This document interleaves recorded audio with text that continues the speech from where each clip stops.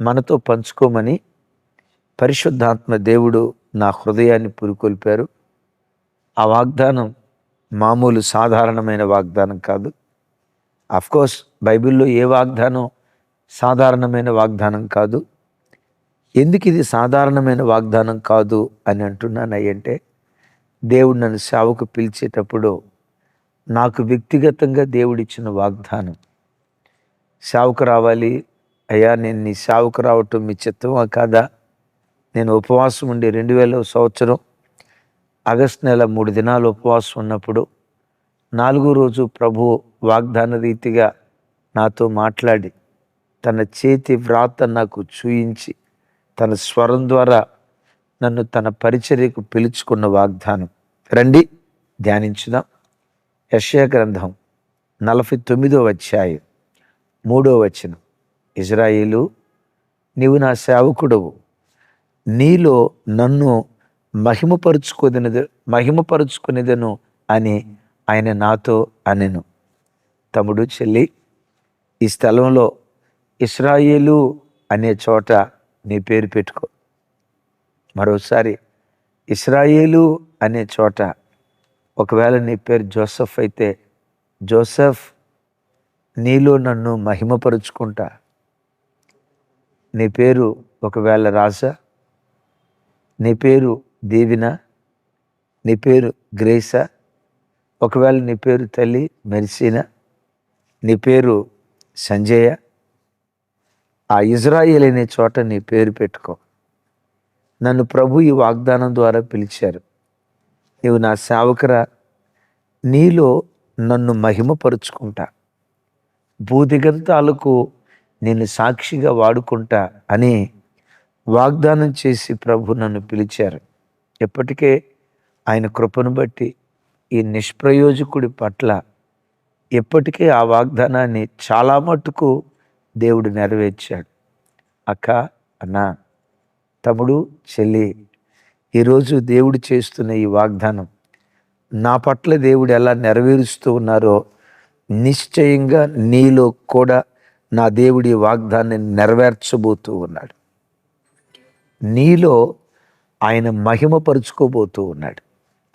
మహిమపరుచుకొందును లేకపోతే మహిమపరుచుకొనుట అనే పదాన్ని హిబ్రూలో పారాహ్ అనే పదం వాడారు. పారాహ్ అంటే అలంకరించుట, పారాహ్ అంటే ప్రకాశింపచేయుట, పారాహ్ అంటే గౌరవింపచేయుట, పారాహ్ అంటే శోభింపచేయుట అని ఆ పదానికి ఉన్న పర్యాయ అర్థాలు విన్నారా? అలంకరిస్తా, మహిమపరుచుకుంటాను అంటే నిన్ను ఒక అందమైన వ్యక్తిగా అలంకరిస్తా. ఇల్లుంది, ఇల్లు ఎంత చక్కగా కట్టుకున్నా ఆ ఇంటికి మరెక్కువ అందాన్ని ఇచ్చేది అలంకరణే కదా. మనిషి ఒంటి మీద బట్ట వేసుకుని చూడండి, ఇల్లు ఎంత బాగున్నా ఆ ఇంటికి వేసిన అలంకరణ, ఆ రంగే కదా ఇంటికి అందాన్ని ఇచ్చేది. నా దేవుడు అంటాడు, ఆ అలంకరించిన ఇంటిని చూసి అబ్బా ఇల్లు ఎంత బాగుందో కదా, మాకు కూడా ఇలాంటి ఇల్లుంటే బాగుండు కదా అని ప్రజలు కోరుకుంటారే. దైవజనమా, ఈ 2026 సంవత్సరం నిన్ను దేవుడు మహిమపరచబోతూ ఉన్నాడు. ఆయన ఎంత గొప్పవాడో ఆయన గొప్పతనాన్ని నీ ద్వారా లోకానికి తెలియచేయటానికి ఒక అద్భుతమైన వ్యక్తిగా దేవుడు నిన్ను అలంకరించాలి అని కోరుకుంటూ ఉన్నాడు. నిన్ను ఒక అద్భుతమైన వ్యక్తిగా గౌరవింప చేయాలి అని దేవుడు కోరుకుంటూ ఉన్నాడు. దానికి మించి ఒక తేజస్సుతో కూడుకున్న వ్యక్తిగా, ఒక ప్రకాశమానమైన వ్యక్తిగా దేవుడు నిన్ను అలంకరించాలి అని నా దేవుడు కోరుకుంటూ ఉన్నాడు. ఈ భూమి మీద నీలో దేవుడు మహిమపరచబడాలంటే మనం చేయాల్సిన 3 పనులు ఉన్నాయి. ఈ పనులు గనక చేయగలిగితే దేవుడు ఎంత గొప్పోడో నీ ద్వారా లోకానికి దేవుడు తెలియచేస్తాడు. ఈ 3 పనులు గనక నువ్వు చేయగలిగితే నేను ఒక అద్భుతమైన వ్యక్తిగా, ఓ పరిశుద్ధమైన వ్యక్తిగా అలంకరిస్తాడు. ఓ సాత్వికుడుగా అలంకరిస్తాడు, ఓ నీతిపరుడుగా అలంకరిస్తాడు, ఓ యథార్థవాదిగా అలంకరిస్తాడు, సత్యానికి సాక్షిగా అలంకరిస్తాడు. నీతి విలువలు కలిగిన వ్యక్తిగా దేవుడు నిన్ను అలంకరించటం ప్రారంభిస్తాడు. ఎలాంటి గొప్ప అలంకరణ నీకు నాకు, ఎలాంటి గొప్ప గౌరవం నీకు నాకు దేవుడు ఇవ్వాలంటే మనం చేయాల్సిన 3 పనులు ఉన్నాయి. చూడండి, యెషయా గ్రంథం 60వ అధ్యాయం 13వ వచనం ఒకసారి చూడండి. యెషయా గ్రంథం 60వ అధ్యాయం 13వ వచనం. రైట్, 13వ వచనం చివరి భాగం. సరే, నా పరిశుద్ధ ఆలయం అలంకారము నిమిత్తమై లెబానోను శ్రేష్టమైన దేవదారు వృక్షములను, సరళ వృక్షములను, గొంజి చెట్లను నీ యొద్దకు తేబడును. నేను నా పాదస్థలమును మహిమపరిచెదను. విన్నారా? నా పాదస్థలమును మహిమపరిచెదను. పైన మందిరం అన్నాడు, పరిశుద్ధాలయం అన్నాడు, క్రింద పాదస్థలము అన్నాడు. క్రైస్తవ జనమా, ఏ క్రైస్తవుడైతే దేవుని పాదస్థలానికి వస్తాడో, దేవుని పాదస్థలానికి వచ్చిన ప్రతి క్రైస్తవుణ్ణి దేవుడు మహిమపరచటం ప్రారంభిస్తాడు. దైవజనమా, రాజుల పాదాలను ఆశ్రయించటం కాదు, అధికారుల పాదాలను ఆశ్రయించటం కాదు, దేవుని పాదస్థలాన్ని నువ్వు ఆశ్రయించగలిగితే నిన్ను మహిమపరుస్తాడు, నీ పిల్లలను మహిమపరుస్తాడు. నువ్వు బ్రతికే ప్రతి చోట దేవుడు నిన్ను మహిమపరచడం ప్రారంభిస్తాడు. అవునా? తన పాదస్థలాన్ని ఆశ్రయించిన వారిని దేవుడు మహిమపరుస్తాడా? అద్భుతం. రూతు గ్రంథం ఒకసారి చూడండి. రూతు గ్రంథం 3వ అధ్యాయంలో రూతు బోయాజు పాదాల మీద పడింది, ఆ పాదాల దగ్గర పండుకుంది. బోయాజు పాదస్థలాన్ని ఆశ్రయించిన రూతును బోయాజు ఏం చేశాడు? ఏం చేశాడు అంటారు ఏంటండి? వివరించడానికి మాటలు చాలని ఆ గొప్ప ఆధిక్యత ఇచ్చాడు. ఆ పంట పొలానికి దాసురాలిగా వస్తే తన పాదాలను ఆశ్రయించిన తర్వాత ఆ పంట పొలానికి యజమానురాలిగా మార్చాడు. మోయాబీరాలిని ఇజ్రాయేలు గోత్రంలో చేర్చి ఇజ్రాయేలీరాలిగా మార్చి ఆ తల్లిలో నుండి బోయాజ్ రూతుల్లో నుండి, ఆ రూతులో నుండి ఒబేదు, యెషయి, దావీదు, ఆ దావీదులో నుండి లోకరక్షకుడు. బాబోయ్, రూతు బ్రతుకు ఎంత ధన్యం ఎందుకు అయిపోయిందో తెలుసా? బోయాజు పాదాలను ఆశ్రయించింది. తమ్ముడు, చెల్లి, బోయాజు పాదాలను ఆశ్రయించిన స్త్రీకే అంత మహిమ దొరికితే బోయాజు కంటే శ్రేష్ఠుడు. అసలు ఆ బోయాజుకు ఆశీర్వాదం ఇచ్చిన దేవుని పాదాలను నేను ఆశ్రయిస్తే మన బ్రతుకు ఎంత ధన్యకరం దేవుడు చేస్తాడో కదా. మోయాబు వంశావళి శాపగ్రస్తపు వంశావళి. నీ వంశం తాగుబోతుల వంశమా? తిరుగుబోతుల వంశమా? అక్రమ కార్యాలు చేసే ప్రజల వంశమా? చెడి పడి పాడైపోయిన బ్రతుకులతో నిండుకున్న వంశమా? నా మాట విను.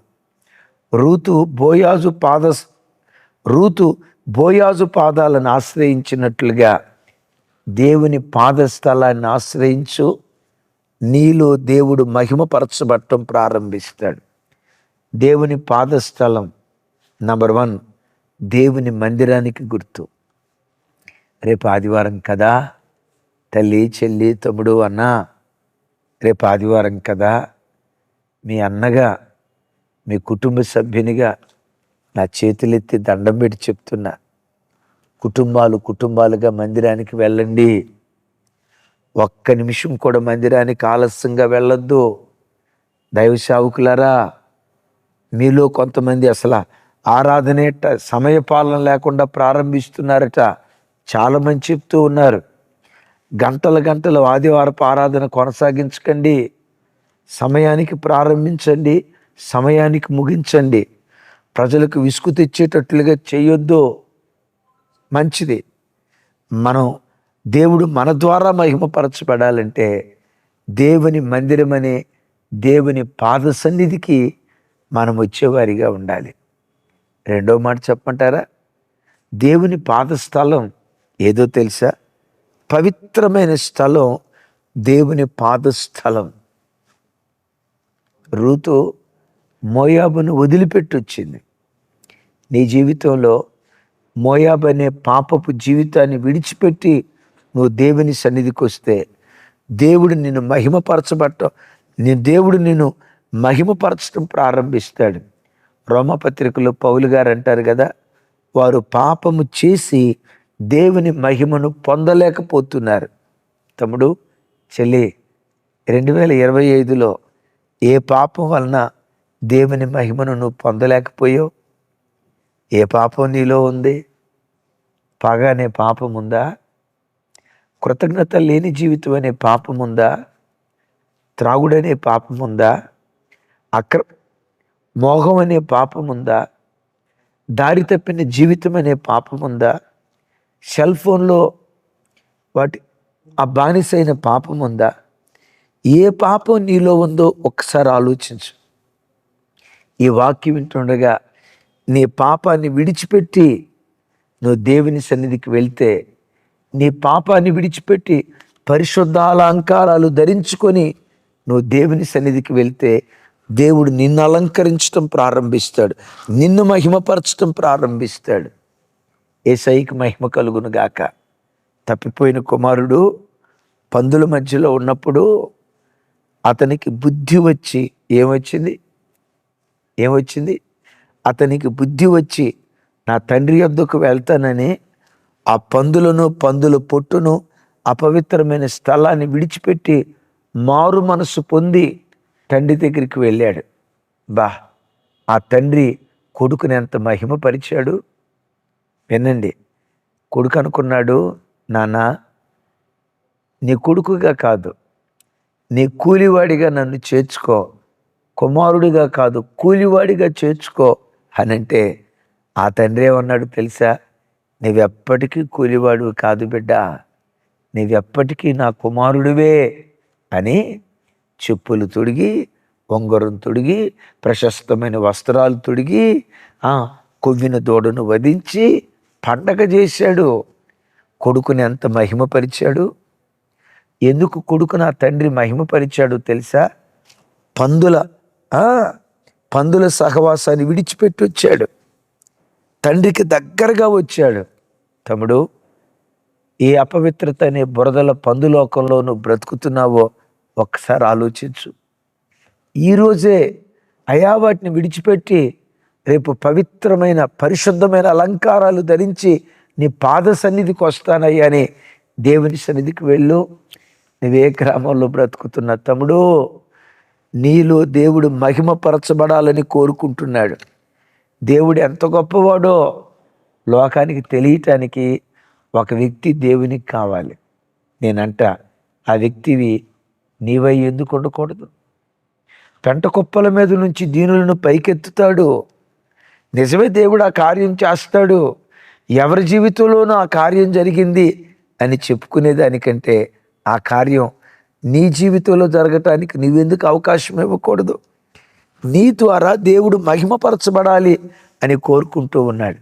మూడవది, దేవుడు నీ ద్వారా మహిమపరచబడాలని నువ్వు ఆశపడితే దేవుని పాదస్థలానికి రావాలి. దేవుని పాదస్థలమే ప్రార్థనా స్థలం. విన్నారా? దేవుని పాదస్థలమే ప్రార్థనా స్థలం. దేవుని పాదస్థలం మందిర స్థలం, దేవుని పాదస్థలం పరిశుద్ధ స్థలం, దేవుని పాదస్థలం ప్రార్థనా స్థలం. నువ్వు ఎక్కడున్నావో తమ్ముడు, నీవే దేవునికి పాదపీఠంగా మారు. దేవా, నువ్వు నన్ను ఎప్పుడు చూసినా నీ పాదాల దగ్గరే కూర్చుంటానయ్యా. నీ పాదాల దగ్గర కూర్చున్న మరియలాగా నీ వాక్యం వింటూ నీ వాక్యం చదువుతూ, నీతో మాట్లాడుతూ, నీ పాదదాసురాలిగా బ్రతుకుతానయ్యా, నీ పాదపీఠంగా ఉంటానయ్యా, ఎప్పుడు నీ పాదాల దగ్గరే కూర్చుంటానయ్యా అని తీర్మానం చేసుకో. దేవుని పాదపీఠంగా నువ్వు మారితే, దేవుని పాదాల దగ్గర ఎప్పుడు నువ్వు కూర్చొని ఉంటే, కీర్తనల గ్రంథం 110వ కీర్తన మొదటి చరణంలో ఒక అద్భుతమైన వాగ్దానం దేవుడు చేస్తాడు. చూడండి, 110వ కీర్తన. నా ప్రభుతో సెలవిచ్చిన వాక్కు, నేను నీ శత్రువులను నీ పాదములకు పీఠముగా చేయు వరకు నా కుడి పార్శ్వమును కూర్చుండుము. బా, విన్నారా? నేను నీ శత్రువులను నీ పాదములకు పీఠంగా చేయునట్లుగా నీవు నా పాదాల దగ్గర కూర్చో అంటాడు. తమ్ముడు, చెల్లి, నీ జీవితంలో ఏది నీకు శత్రువుగా ఉంది? మనుషులే నీకు శత్రువులయ్యారా? రక్త సంబంధికులే నీ శత్రువులయ్యారా? నువ్వు ప్రేమించే వాళ్ళే నీ శత్రువులయ్యారా? ఒకటి విశ్వసించు, నీ శత్రువులు నీ పాదములు ఎదుట సాగిలపడేటట్లుగా దేవుడు చేస్తాడు. అలాగని వాళ్ళు వచ్చి నీ కాళ్ళ మీద పడతారు అని కాదు నేను చెప్పేది. నీ సమస్యలు ఏవైతే ఉన్నాయో అవి నీ పాదాల దగ్గర సాగిలపడేటట్లుగా దేవుడు చేస్తాడు. సమస్యలు నీ ఎదుట మోకరిల్లాలంటే ముందు నువ్వు దేవుని దగ్గర మోకరించాలిగా. ఎవరు దేవుని సన్నిధిలో మోకరిస్తారో, దేవుని ఎదుట మోకాళ్ళు ఉన్న వ్యక్తి ఎదుట ఏ సమస్య అయినా మోకాళ్ళు ఉనుతుంది. ఈరోజు ప్రభు నీతో అంటున్నాడు, నీ శత్రువులను నీ పాదములకు పీఠముగా చేయు వరకు నువ్వు నా కుడి పార్శ్వాన్ని కూర్చో, నా పాదాల దగ్గర కూర్చో. అలా చేస్తే యెషయా గ్రంథం 60వ అధ్యాయం 14వ వచనంలో ఓ దివ్యమైన వాగ్దానం దేవుడు మాట్లాడుతూ ఇలా అంటాడు, నిన్ను బాధించిన వారి సంతానపు వారు నీ ఎదుటకు వచ్చి సాగిలపడిదరు, నిన్ను తృణీకరించిన వారందరూ వచ్చి నీ పాదముల మీద పడిదరు. విన్నారా? ఎక్కడ? బా, నీవు దేవుని పాదాల మీద పడితే నీ ప్రతి సమస్య నీ పాదాల మీద పడేటట్లుగా దేవుడు కార్యం చేస్తాడు. తమ్ముడు, చెల్లి, నేను ముగిస్తున్నా. నీలో దేవుడు మహిమపరచబడాలి అని కోరుకుంటూ ఉన్నాడు. నీ దేవుడు ఎంత గొప్పోడో, ఒక పాపిని ఎంత పవిత్రుడిగా మార్చగలడో, ఒక దిక్కు లేని వాడికి, ఆశ్రయం లేని వాడికి ఆశ్రయంగా ఉండి పెంట కుప్పల మీద పడిపోయిన దీన దరిద్రులను ఎట్లా లేవనెత్తగలడో లోకానికి తెలియటానికి ఒక వ్యక్తి కావాలి. ఆ వ్యక్తిని సాధనంగా వాడుకొని తన గొప్పతనాన్ని లోకానికి తెలియచేస్తాడు. ఆ వ్యక్తి ఎవరో అవటం కంటే నీవెందుకు కాకూడదు? తమ్ముడు, నీవెందుకు కాకూడదు? దేవుడు ఎంత గొప్పోడో నెబుకద్నెజరు రాజుకు తెలియచేయటానికి షడ్రక్, మెషక్, అబేద్నెగోలను వాడుకున్నాడే. దేవుడు ఎంత గొప్పోడో ఆ రాజుకు తెలియచేయటానికి దానియేలును దేవుడు వాడుకున్నాడే. వారి ద్వారా దేవుడు మహిమపరచబడ్డాడే. దానియేలు దేవుడే నీ దేవుడు, దానియేలు దేవుడే నీ దేవుడు. నువ్వు బ్రతుకుతున్న చోట దేవుడు ఎంత గొప్పోడో లోకానికి తెలియచేయనట్లుగా నిన్ను వాడుకోవాలని కోరుకుంటున్నాడు. నేను అలా వాడుకోవాలంటే నీవు దేవుని పాదాలకు పీఠంగా మారు. అడుగొక మాట, యేసయ్యా, నన్ను నీ పాదపీఠంగా మార్చయ్యా. నీవు దేవునికి పాదపీఠంగా మారితే నీ ప్రతి సమస్య నీ పాదములు ఎదుట సాగిలపడేటట్లుగా చేసి నీలో తనను మహిమపరుచుకుంటాడు. నేను పరిచర్యకు వచ్చినప్పుడు నా ప్రభు నాతో చేసిన వాగ్దానం, ఆ వాగ్దానం నా పట్ల నెరవేరుస్తూ ఉన్నాడు కదా. నా పట్లే కాదు, ఎమాన్యుయల్ మినిస్ట్రీస్ యూట్యూబ్ ఛానల్లో వాక్యం వింటున్న ప్రతి కుటుంబం పట్ల ఈ వాగ్దానాన్ని దేవుడు నెరవేర్చబోతున్నాడు. నెరవేర్చునుగాక. నెరవేర్చినందుకు ఆయనకు స్తుతి కలుగునుగాక. వచ్చిన ప్రార్థన చేస్తాను. అవకాశం ఉన్న బిడ్డలందరూ ఆ వాగ్దానం మీద చేయబెట్టండి. యెషయా గ్రంథం 49వ అధ్యాయం 3వ వచనం, 49వ అధ్యాయం 3వ వచనం చూడండి. ఆ వాగ్దానం మీద చేయబెడదాం. 49వ అధ్యాయం 3వ వచనం. రైట్. తండ్రి, ఈ ప్రార్థనలో ఎవరెవరు పాలిభాగస్తులు అవుతున్నారో, ఇశ్రాయేలు, నీలో నన్ను మహిమపరుచుకుంటాను అని వాగ్దానం చేశావే, ఈ ప్రార్థనలో ఎవరెవరు పాలిభాగస్తులు అవుతున్నారో వారందరి జీవితాల్లో ఈ వాగ్దానాన్ని మీరు నెరవేర్చుదురుగాక, ఈ వాగ్దానానికి హక్కుదారులుగా మార్చుదురుగాక. అలంకరించండి, ప్రకాశింపచేయండి, గౌరవించండి. నీ బిడ్డలు శోభిల్లేటట్లుగా యేసు నామం పేరిట ఈ ప్రార్థనలో ఎందరూ ఏకీభవిస్తున్నారో వారి కుటుంబాల ద్వారా యేసు నామం పేరిట మీరు మహిమ తెచ్చుకొందురుగాక. షడ్రక్, మెషక్, అబేద్నెగోల ద్వారా మహిమ తెచ్చుకున్నావే, మా పితరుల ద్వారా మహిమ తెచ్చుకున్నావే, ఈ ప్రార్థనలో ఏకీభవిస్తున్న ప్రతి కుటుంబం ద్వారా మీరు మహిమ తెచ్చుకోండి అయ్యా. బోయాజు పాదాలను ఆశ్రయించిన రూతుకే అంత ఘనత కలిగితే, నీ పాదాలను ఆశ్రయించిన నీ పిల్లలైన మాకు ఇంకెంత ఘనతనిచ్చే దేవుడవో కదా. మా చరిత్ర ఎంత అద్భుతంగా మార్చే దేవుడవో కదా. ప్రతి బిడ్డ నీ పాదపీఠంగా మారి కృపదయిచ్చే. సమస్త ఘనత, మహిమ, ప్రభావాలు మీకే ఆరోపిస్తూ యేసు నామం పేరిట ప్రార్థించి స్తుతించి పొంది ఉన్నాను తండ్రి. తండ్రి అయిన దేవుని ప్రేమ, కుమారుడైన యేసుక్రీస్తు వారి దివ్య కృప, పరిశుద్ధాత్మ దేవుని సహవాసం మనకు సకల పరిశుద్ధులకు సదా తోడయుండి నడిపించునుగాక. Amen, amen, amen. Thank you.